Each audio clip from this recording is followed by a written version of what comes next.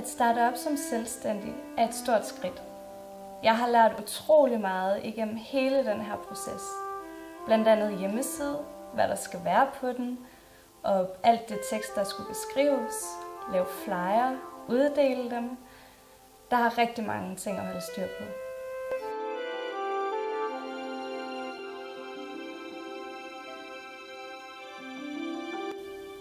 Jeg valgte at blive fysioterapeut, fordi jeg gerne vil hjælpe mennesker, der for eksempel har ryg- og skulderproblemer, nedsat balance, eller som gerne vil forebygge livsstilssygdomme. Man bliver så glad, når det er, man hjælper, og når man ser al deres taknemmelighed og glæde, når man hjælper, det er rigtig, rigtig dejligt at se.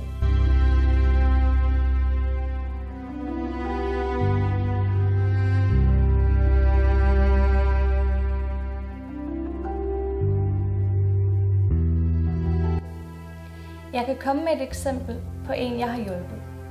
Personen havde utrolig ondt ved venstre skulderblad og kunne næsten ikke holde fast i noget med venstre hånd. Efter nogle fysioterapibehandlinger, hvor blandt andet manuel behandling også indgik, så var smerten væk, og den er ikke kommet tilbage.